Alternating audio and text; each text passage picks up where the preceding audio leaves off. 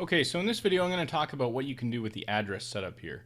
If I click on edit, you're basically going to have this window pop up, and what you're going to want to do is you're first going to want to fill out everything here with your street address. If you have a suite number, you want to fill that out as well.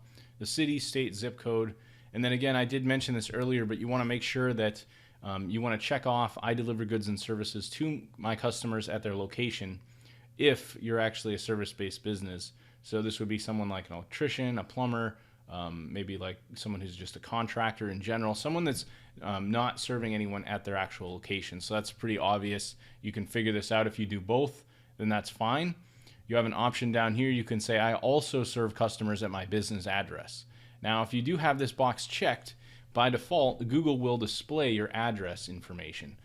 Technically, this business actually should not have this checked, but it's not really going to hurt them. It's just going to display the business, the full address in the public view. So when I search for an electrician in Windsor, Colorado, and I see their business listing show up, instead of having the full 541E Garden Drive, I'm actually going to see just that they're in Windsor, Colorado if I uncheck this box. So I just wanted to clarify this because that is important.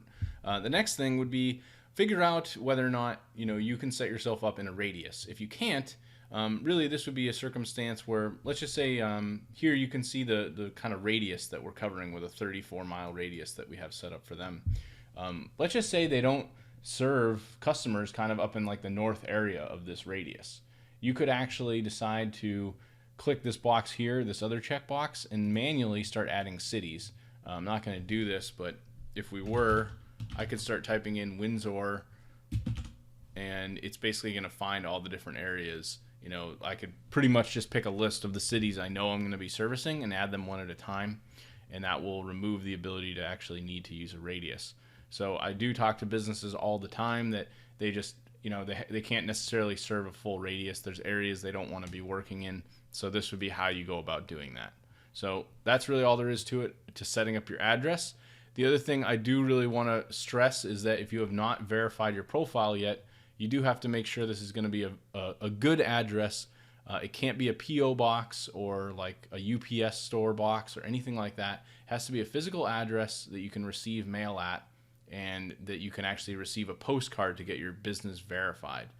That's really the most important step, because if you have an unclaimed listing that you can't verify, you can't get that postcard to your address, then you're never going to have a good opportunity to be able to rank high in the actual local maps.